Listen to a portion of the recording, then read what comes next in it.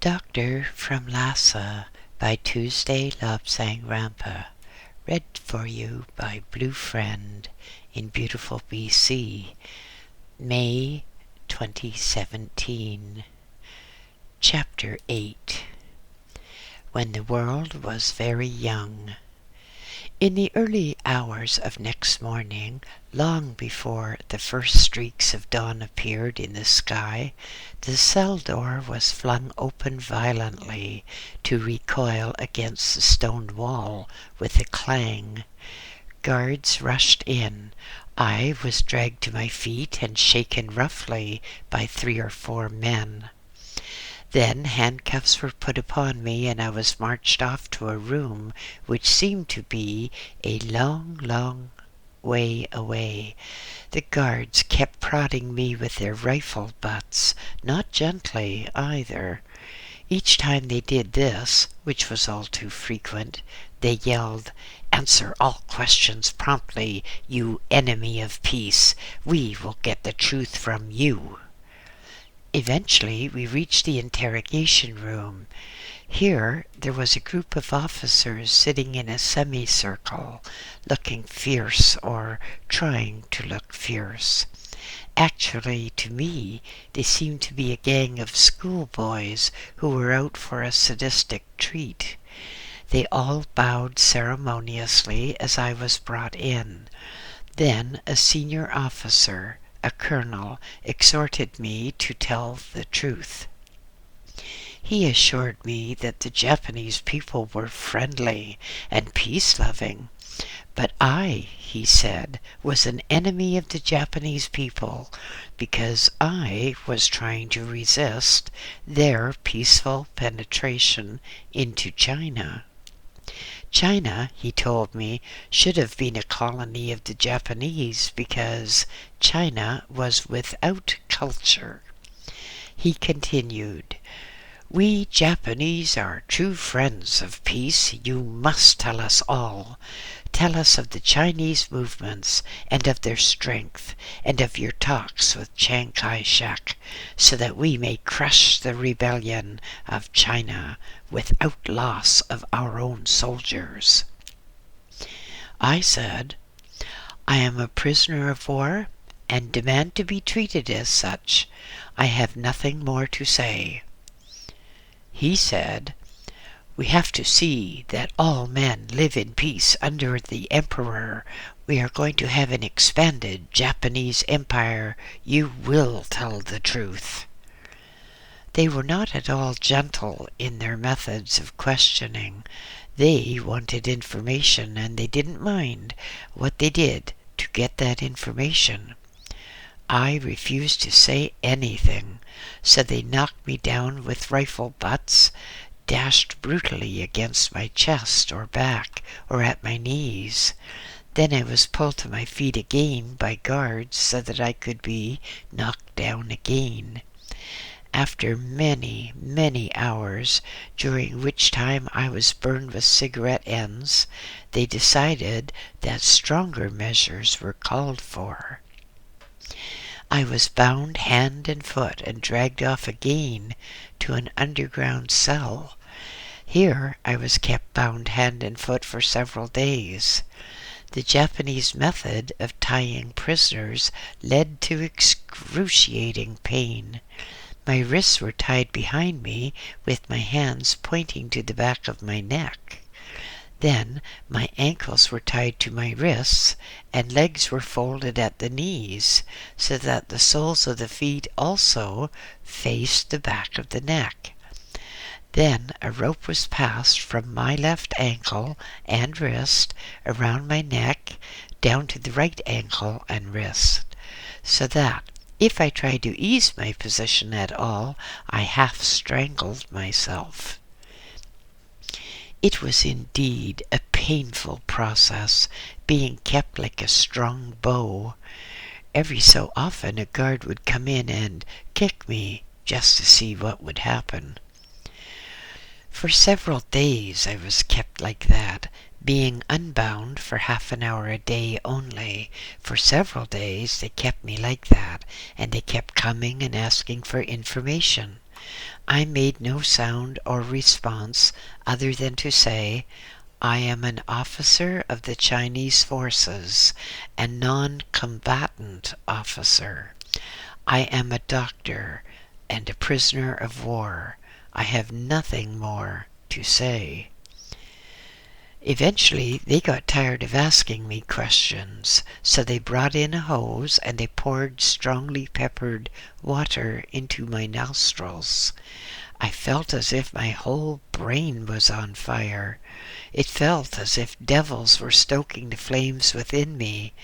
But I did not speak, and they kept on mixing a stronger solution of pepper and water, adding mustard to it.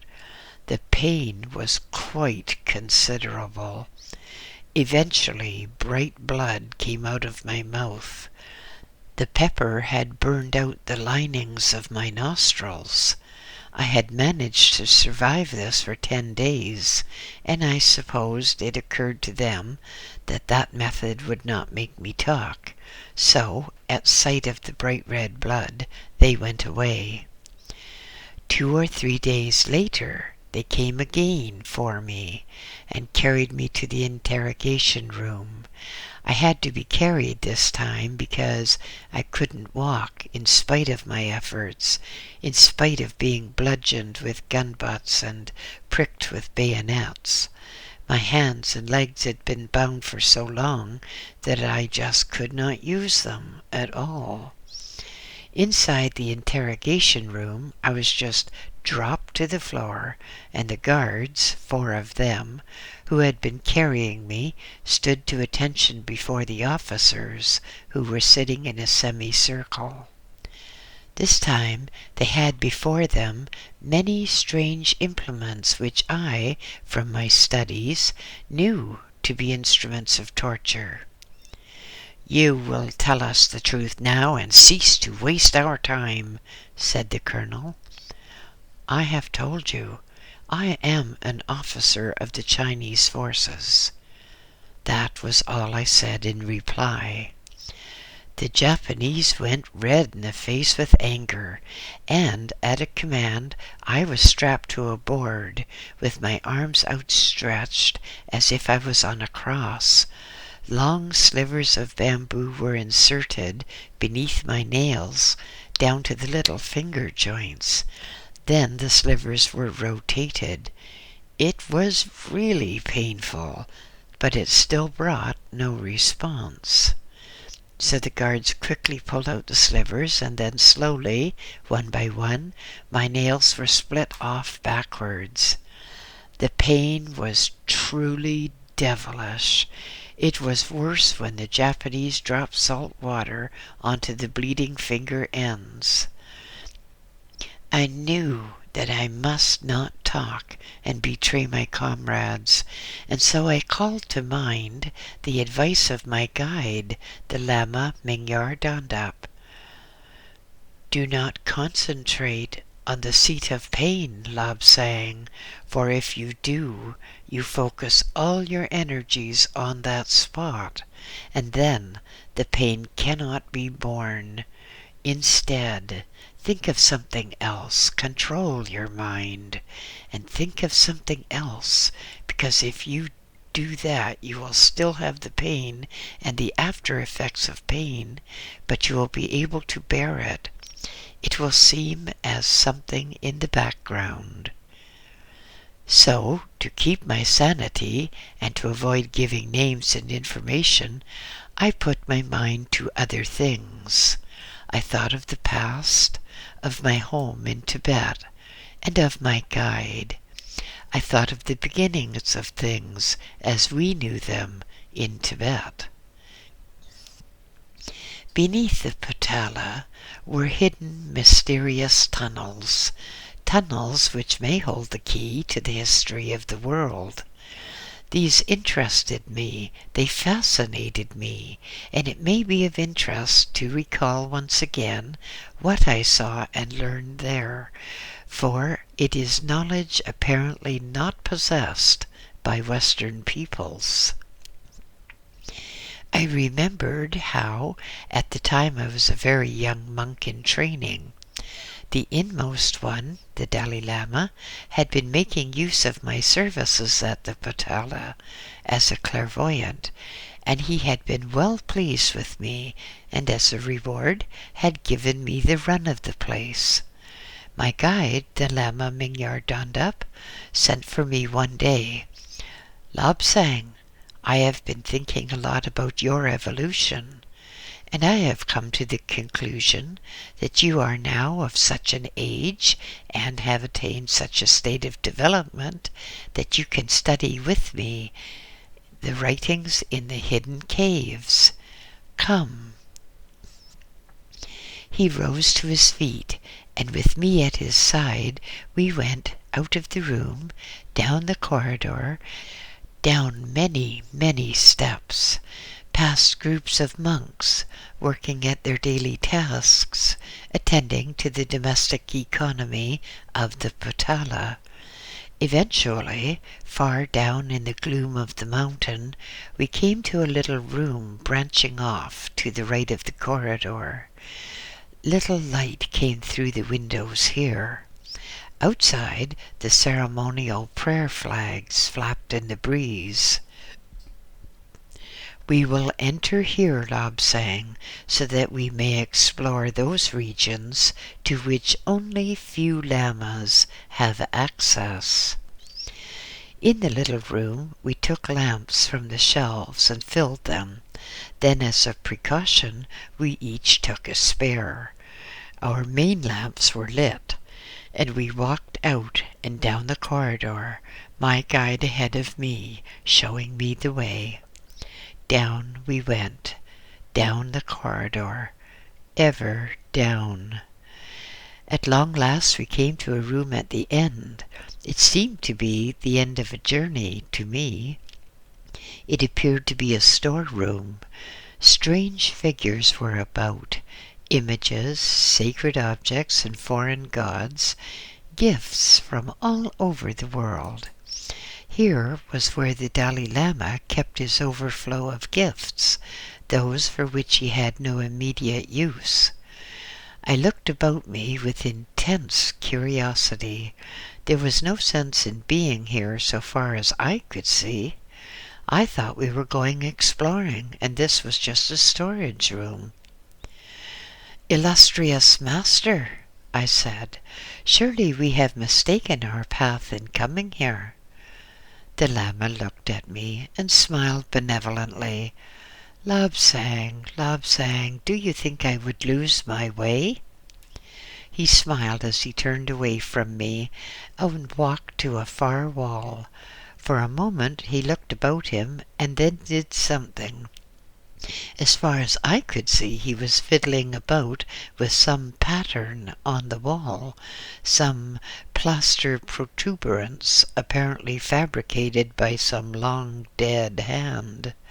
Eventually there was a rumble as of falling stones, and I spun around in alarm, thinking that perhaps the ceiling was caving in or the floor was collapsing.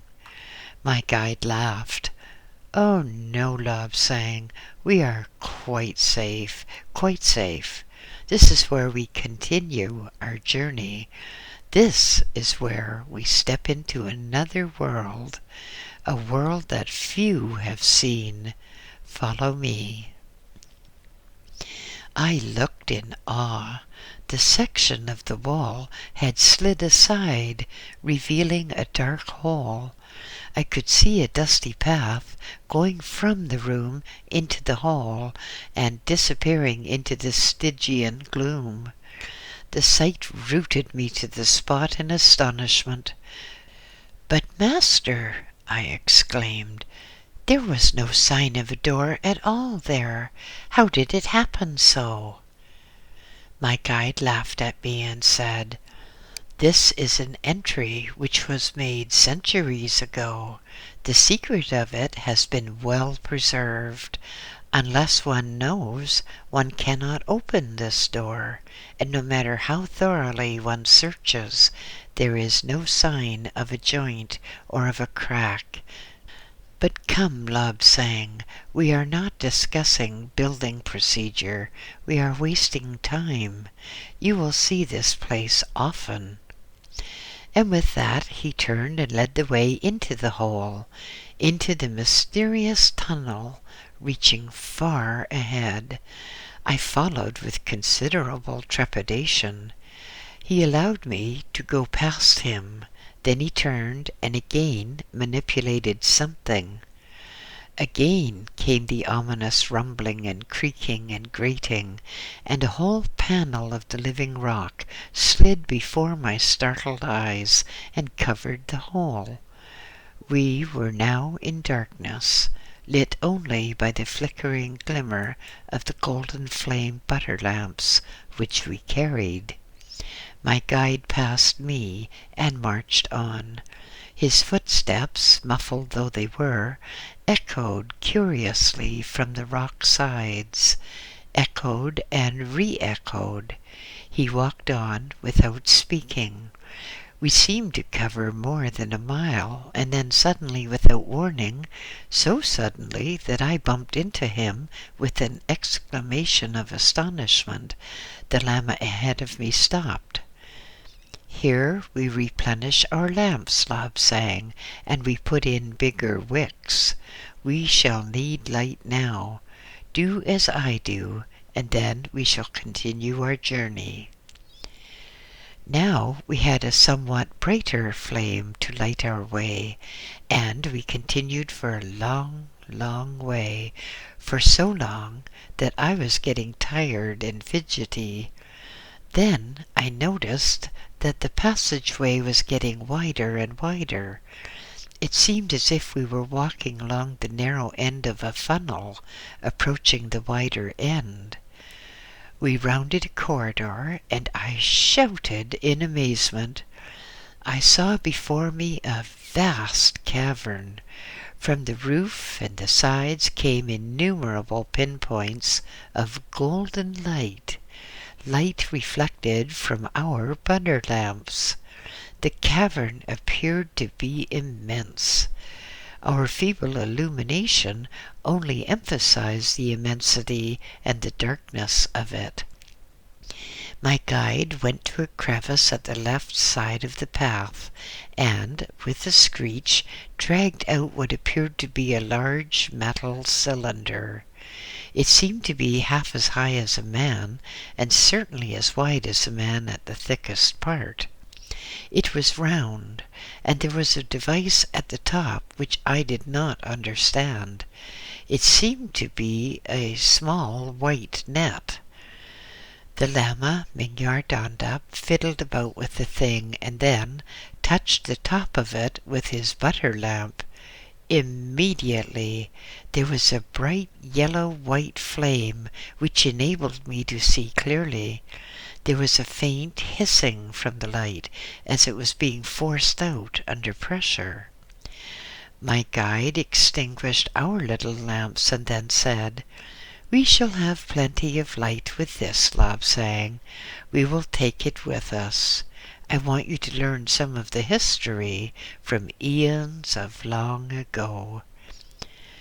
I moved ahead, pulling this great bright light, this flaming canister, on a thing like a little sledge.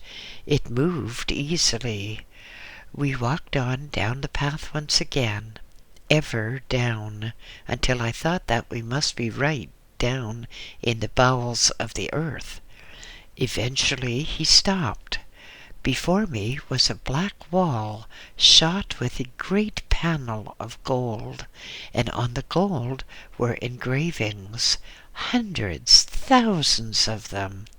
I looked at them, and then I looked away to the other side. I could see the black shimmer of water, as if before me was a great lake. "Lobsang, pay attention to me. You will know about that later. I want to tell you a little of the origin of Tibet, an origin which in later years you will be able to verify for yourself when you go upon an expedition which I am even now planning," he said. When you go away from our land, you will find those who know us not, who will say that Tibetans are illiterate savages who worship devils and indulge in unmentionable rites.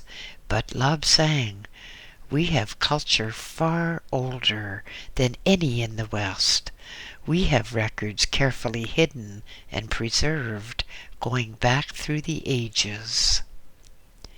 He went across to the inscriptions and pointed out various figures, various symbols. I saw drawings of people, of animals, animals such as we know not now. And then he pointed out a map of the sky, but a map which even I knew was not of the present day, because the stars it showed were different and in the wrong places. The Lama paused and turned to me. I understand this, Lobsang. I was taught this language. Now I will read it to you, read you this age-old story, and then, in the days to come, I and others will teach you this secret language so that you can come here and make your own notes, keep your own records, and draw your own conclusions. It will mean study, study, study. You will have to come and explore these caverns, for there are many of them, and they extend for miles beneath us. For a moment he stood looking at the inscriptions. Then he read to me part of the past. Much of what he said then, and very much more of what I studied later, simply cannot be given in a book such as this. The average reader would not believe it, and if he did, and knew some of the secrets, then he might do as others have done in the past, use the devices which I have seen for self-gain, to obtain mastery over others, and to destroy others as nations are now threatening to destroy each other with the atom bomb. The atom bomb is not a new discovery. It was discovered thousands of years ago, and it brought disaster to the earth then, as it will do now, if man is not stopped in his folly. In every religion of the world, in every history of every tribe and nation, there is the story of the flood, of a catastrophe in which peoples were drowned, in which lands sank and rose and sank again, and the earth was in great turmoil. That is in the history of the Incas, the Egyptians, the Christians, everyone. That, so we know now, was caused by a bomb. But let me tell you how it happened, according to the inscriptions. My guide seated himself in the lotus position, facing the inscriptions on the rock, with the brilliant light at his back shining with a golden glare upon those age-old engravings. He motioned for me to be seated also. I took my place by his side so that I could see the features to which he was pointing. When I had settled myself, he started to talk, and this is what he told me. In the days of long, long ago, Earth was a very different place. It revolved much nearer the sun, and in the opposite direction, and there was another planet nearby, a twin of the Earth. Days were shorter, and so man seemed to have a longer life. Man seemed to live for hundreds of years. The climate was hotter, and flora was both tropical and luxurious. Fauna grew to huge size and in many diverse forms. The force of gravity was much less than it is at present, because of the different rate of rotation of the earth, and man was perhaps twice as large as he is now, but even he was a pygmy compared to another race who lived with him. For upon the earth lived those of a different system who were super-intellectuals. They supervised the earth and taught men much. Man then was as a colony, a class that is being taught by a kindly teacher. These huge giants taught him much. Often they would get strange craft of gleaming metal and would sweep across the sky. Man, poor ignorant man, still upon the threshold of dawning reason, could not understand it at all, for his intellect was hardly greater than that of the apes. For countless ages, life on earth followed a placid path. There was peace and harmony between all creatures. Men could converse without speech, by telepathy. They used speech only for local conversations. Then the super-intellectuals, who were so much larger than men, quarreled. Dissentient forces rose up among them. They could not agree on certain issues, just as races now cannot agree. One group went off to another part of the world and tried to rule. There was strife. Some of the supermen killed each other, and they waged fierce wars and brought much destruction to each other. Man, eager to learn, learned the arts of war. Man learned to kill. So the earth, which before had been a peaceful place, became a troubled spot. For some time, for some years, the supermen worked in secret, one half of them against the other half. One day there was a tremendous explosion, and the whole earth seemed to shake and veer in its course. Lurid flames shot across the sky, and the earth was wreathed in smoke.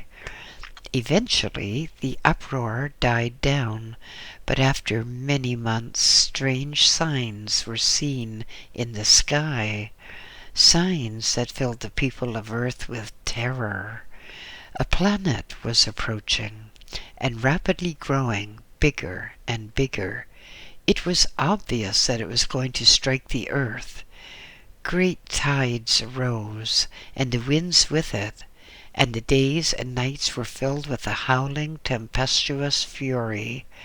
A planet appeared to fill the whole sky, until at last it seemed that it might crash straight onto the earth. As the planet got closer and closer, immense tidal waves arose and drowned whole tracts of land. Earthquakes shivered the surface of the globe, and the continents were swallowed in the twinkling of an eye. The race of supermen forgot their quarrels. They hastened to their gleaming machines and rose up into the sky and sped away from the trouble besetting the earth. But on the earth itself, earthquakes continued. Mountains rose up, and the seabed rose with them. Lands sank and were inundated with water.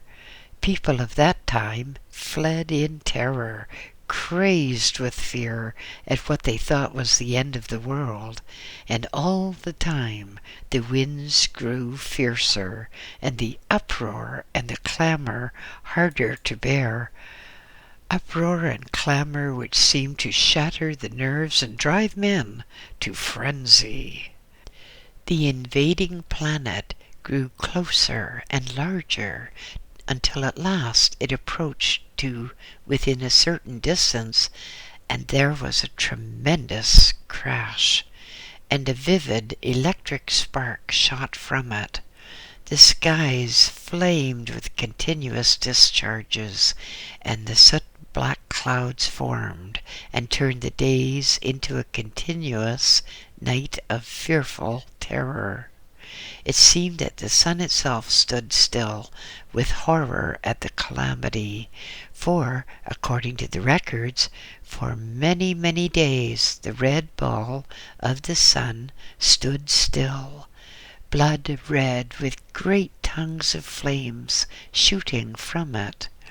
Then, eventually, the black clouds closed, and all was night. The winds grew cold, then hot. Thousands died with the change of temperature and the change again. Food of the gods, which some called manna, fell from the sky. Without it, the people of the earth and the animals of the world would have starved through the destruction of the crops, through the deprivation of all other food. Men and women wandered from place to place, looking for shelter, looking for anywhere where they could rest their weary bodies, racked by the storm, tortured by turmoil, praying for quiet, hoping to be saved. But the earth shook and shivered, the rains poured down, and all the time from outer space came the splashes and discharges of electricity. With the passage of time, as the heavy black clouds rolled away, the sun was seen to be becoming smaller and smaller. It seemed to be receding, and the people of the world cried out in fear. They thought the sun god, the giver of life, was as running away from them. But stranger still, the sun now moved across the sky from east to west, instead of from west to east as before.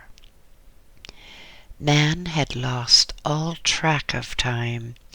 With the obscuring of the sun, there was no method with which they could tell its passage. Not even the wisest men knew how long ago these events had taken place.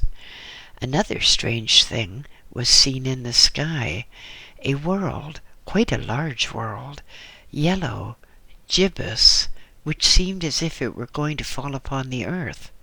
This, which we know now as the moon, appeared at this time as a relic from the collision of the two planets.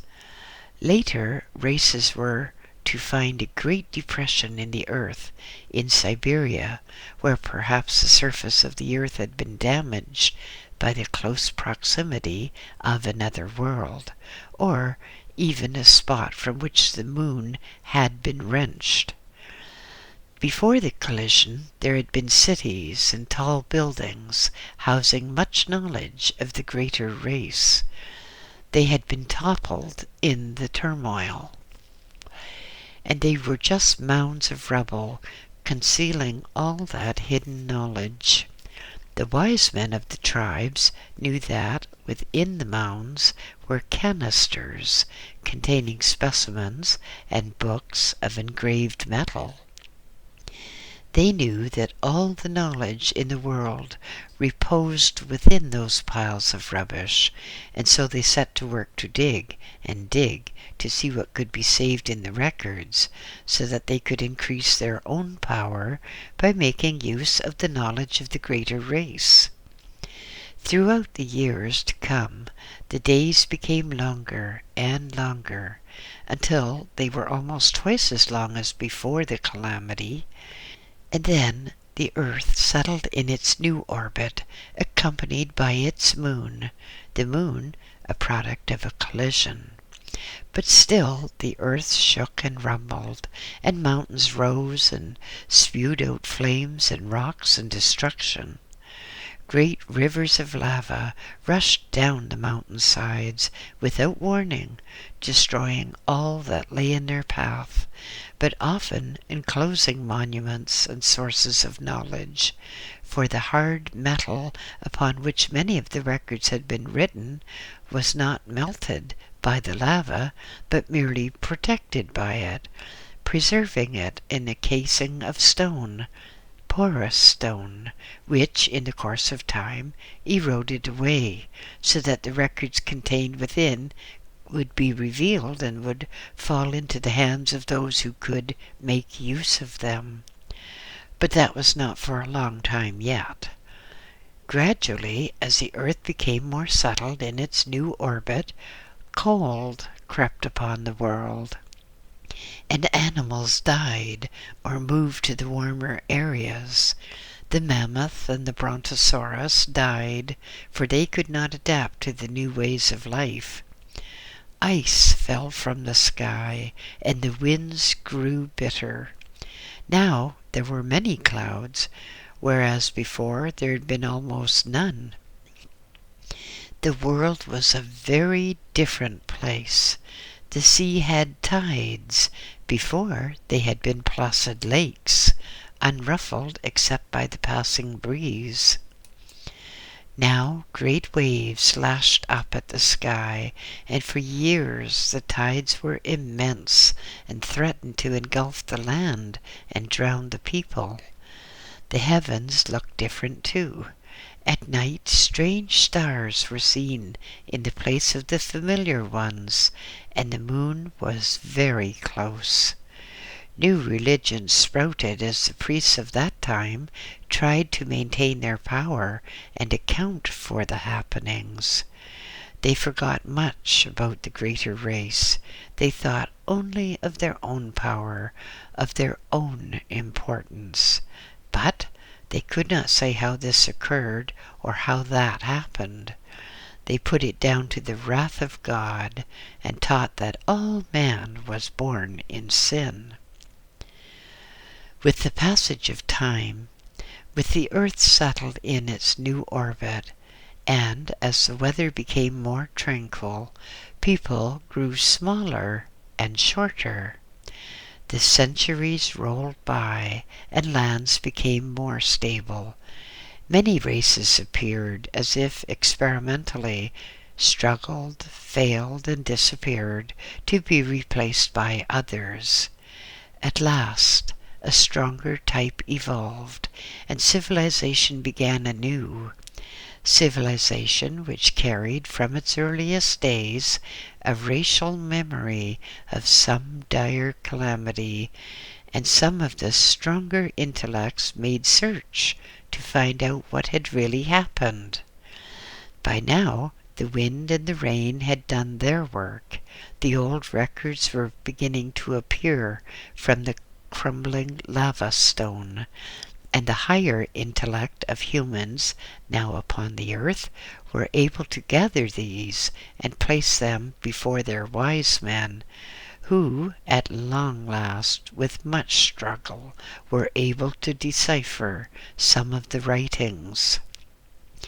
As little of the records became legible, and as the scientists of the day began to understand them, they set about frantic searches for other records with which to piece together the complete instructions and to bridge the gaps.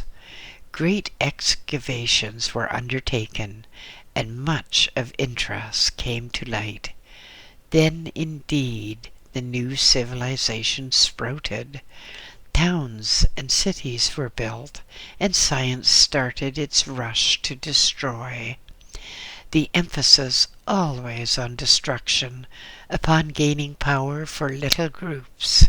It was completely overlooked that man could live in peace, and that the lack of peace had caused the calamity before. For many centuries, science held sway. The priests set up as scientists, and they outlawed all those scientists who were not also priests. They increased their power.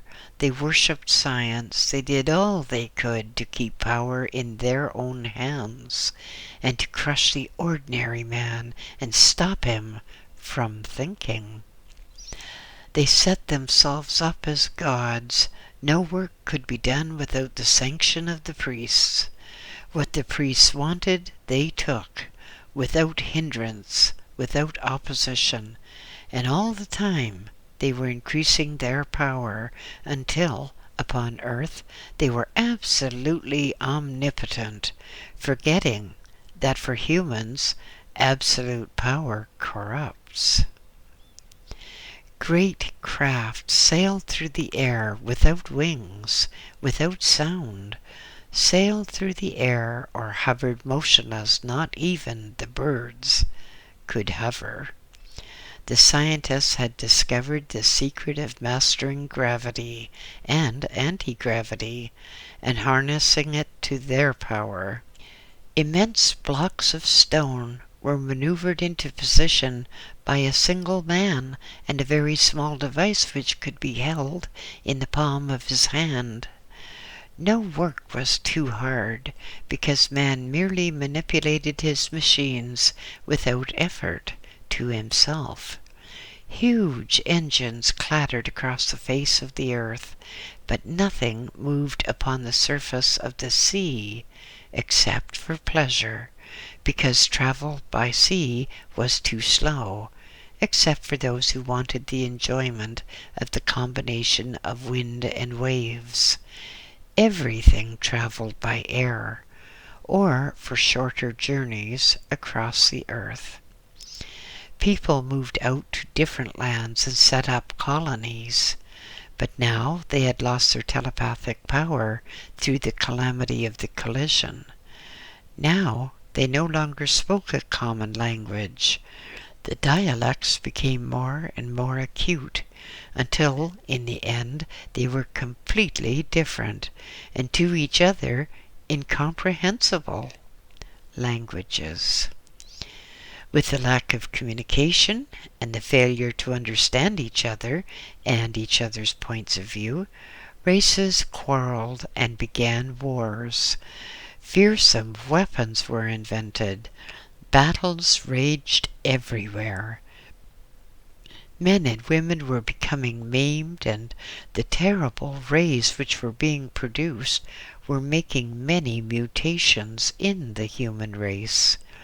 Years rolled by, and the struggle became more intense, and the carnage more terrible. Inventors everywhere, spurred on by their rulers, strove to produce more deadly weapons. Scientists worked to devise even more ghastly devices of offense. Disease germs were bred and dropped upon the enemy from high-flying aircraft. Bombs wrecked the sewage, and plagues raged through the earth, blighting people, animals, and plants. The earth was set on destruction. In a remote district, far from all the strife, a group of far-seeing priests, who had not been contaminated by the search for power, took thin plates of gold and engraved upon them the history of their times, engraved upon them the maps of the heavens and of the lands. Upon them they revealed the innermost secrets of their science, and gave grave warnings of the dangers which would befall those who misused this knowledge. Years passed, during which time these plates were prepared, and then, with specimens of the actual weapons, tools, books, and all useful things, they were concealed in stone, and were hidden in various places, so that those who came after them would know of the past, and would, it was hoped, profit from it. For the priests knew of the course of humanity. They knew what was to happen, and, as predicted, the expected did happen. A fresh weapon was made and tried. A fantastic cloud swirled up into the stratosphere, and the earth shook and reeled again, and seemed to rock on its axis. Immense walls of water surged over the land and swept away many of the races of man. Once again, mountains sank beneath the seas, and others rose up to take their place. Some men, women, and animals who had been warned by these priests were saved by being afloat in ships, afloat and sealed against the poisonous gases and germs which ravaged the earth. Other men and women were carried high into the air as the lands upon which they dwelt rose up. Others, not so fortunate, were carried down, perhaps beneath the water, perhaps down as the mountains closed over their heads. Flood and flames and lethal rays killed people in millions, and very few people only were left on earth, now isolated from each other by vagaries of the catastrophe. These were half crazed by the disaster, shaken out of their senses by the tremendous noise and commotion. For many years they hid in caves and in thick forests. They forgot all the culture, and they went back to the wild stages, in the earliest days of mankind, covering themselves with skin and with the juice of berries, and carrying clubs studded with flint in their hands. Eventually, new tribes were formed, and they wandered over the new face of the world. Some settled in what is now Egypt, others in China, but those of the pleasant, low-lying seaside resort, which had been much favored by the super race, suddenly found themselves many thousand feet above the sea, ringed by the eternal mountains, and with the land fast cooling. Thousands died in the bitter, rarefied air. Others, who survived, became the founders of the modern, hardy Tibetan, of the land which is now Tibet. That had been the place in which the group of far-seeing priests had taken their thin plates of gold and engraved upon them all their secrets. Those plates and all the specimens of their arts and crafts had been hidden deep in a cavern in a mountain to become accessible to a later race of priests. Others were hidden in a great city which is now in the Changtang Highlands of Tibet. All culture was not quite extinct, however, although mankind was back in the savage state in the Black Ages. But there were isolated spots throughout the earth's surface where little groups of men and women struggled on to keep knowledge alive, to keep alight the flickering flame of human intellect. A little group struggling on blindly in the Stygian darkness of savagery. Throughout the centuries which followed, there were many states of religion, many attempts to find the truth of what had happened, and all the time, hidden away in Tibet in deep caves, was knowledge, engraved upon plates of imperishable gold, permanent, uncorruptible, waiting for those who could find them and decipher them. Gradually, man developed once again. The gloom of ignorance began to dissipate. Savagery turned to civilization. There was actually progress of a sort. Again, cities were built and machines flew in the sky. Once more, mountains were no bar. Man traveled throughout the world, across the seas and over the land.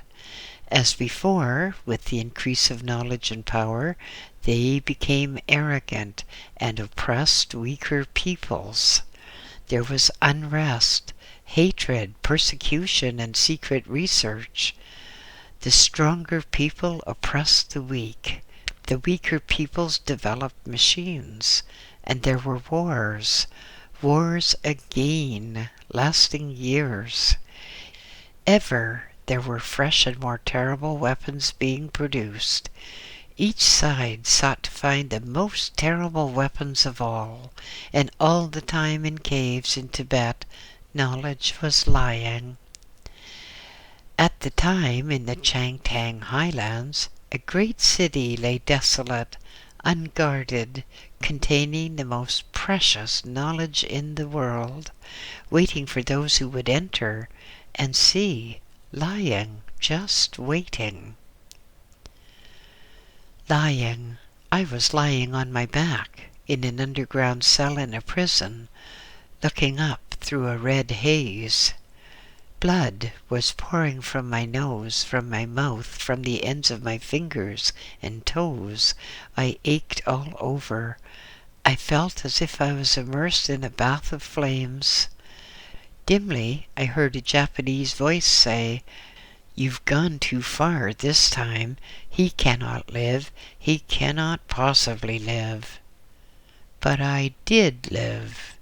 I determined that I would live on and show the Japanese how a man of Tibet conducted himself.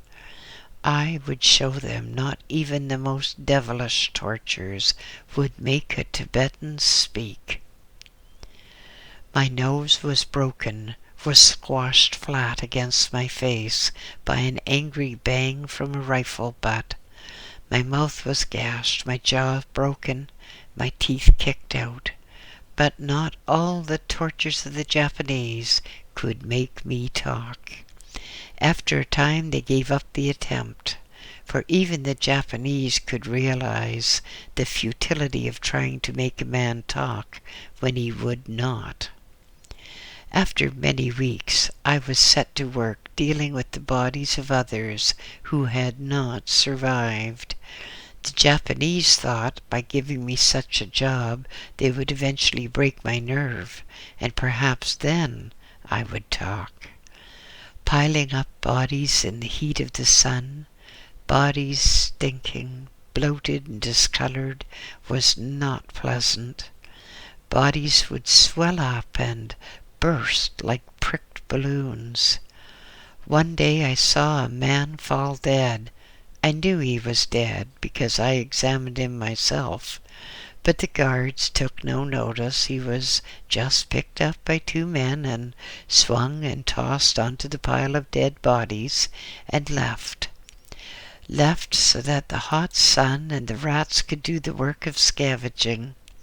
But it did not matter if a man was dead or not, because if a man was too ill to work, he was either bayoneted on the spot and tossed onto the dead pile, or he was tossed on while he was still alive. I decided that I too would die and would be placed with the other bodies. During the hours of darkness I would escape. So I made my few plans, and for the next 3 or 4 days I carefully watched the Japanese and their procedure and decided how I would act. For a day or so I staggered and acted as if I were weaker than I really was. The day on which I planned to die, I staggered as I walked, staggered as I attended roll call at the first light of dawn. Throughout the morning I showed every sign of utter weariness, and then, just after noon, I let myself collapse. It was not difficult, not really acting. I could have collapsed with weariness at any time. The tortures I had undergone had weakened me considerably. The poor food I had weakened me even more, and I was indeed deadly tired. This time I did collapse and actually fell asleep through tiredness. I felt my body being cruelly lifted and swung and tossed up. The impact as I landed on the pile of creaking dead bodies awakened me. I felt the pile sway a little and then settle down. The shock of that landing made me open my eyes. A guard was looking half-heartedly in my direction, so I opened my eyes still more, as dead men's eyes go, and he looked away. He was too used to seeing dead bodies. One more was of no interest to him. I kept very still indeed, thinking of the past again and planning for the future. I kept still in spite of other bodies being thrown up around me, on top of me. The days seemed to last years. I thought the light would never fade, but at long last it did. The first signs of night were coming. The stench of about me was almost unbearable. The stench of long dead bodies. Beneath me I could hear the rustling and squeaks of rats going about their gruesome work, eating the bodies. Every now and then the pile would sag as one of the bodies collapsed under the weight of all those above. The pile would sag and sway, and I hoped it would not topple over, as so often it did, for then the bodies would have to be piled again, and who knows, this time I might be found to be alive, or, even worse, find myself at the bottom of the pile, when my plight would be hopeless. At last, the prisoners working around were marched into their huts. The guards patrolled the top of the wall, and there was the chill of the night air. Slowly, oh, so slowly, the light began to fade. One by one, little yellow lights appeared in the windows in the guard rooms. So slowly as to be almost imperceptible, night came. For a long, long time I lay still in that stinking bed of dead bodies, lay still watching as best I could. Then, when the guards were at the far end of their beat, I gingerly pushed aside a body from above me, and pushed away one at my side. It tumbled and went over the side of the pile, and fell upon the ground with a crunch. I held my breath with dismay. I thought that surely now guards would come running, and I would be found. It was death indeed to move outside in the darkness, because searchlights would come on, and any unfortunate found by the Japanese would be bayoneted to death, or disemboweled perhaps, or hung over a slow fire, or any devilish death which the distorted Japanese ingenuity could devise, and all this would be in front of a sickened group of prisoners, to teach them that it was not policy to try to escape from the sons of heaven. Nothing moved. The Japanese were too used, apparently, to the creaking and falling from the dead pile. I moved experimentally. The whole pile of bodies creaked and shook. I moved a foot at a time, and eventually crept over the edge of the pile and let myself down, grabbing bodies so that I could climb down 10 or 12 feet, because I was too weak to jump and risk a sprained or broken bone. The slight noises that I made did not attract attention. The Japanese had no idea at all that anyone would hide in such a gruesome place. Upon the ground, I moved stealthily and slowly to the shadow of the trees near the wall of the prison camp. For some time I waited. Above my head the guards came together. There was a muttered talk, and the flare of a match as a cigarette was lighted. Then the guards parted, one going off up the wall, and the other down, each with a cigarette hidden in his cupped hands, each of them more or less blinded, for the time being, by the glare of that match in the darkness. I took advantage of that. Quietly and slowly I managed to climb over the wall. This was a camp which had been set up temporarily, and the Japanese had not got around to electrifying their fences. I climbed over and stealthily made my way into the darkness. All that night I lay along the branch of a tree, almost in sight of the camp.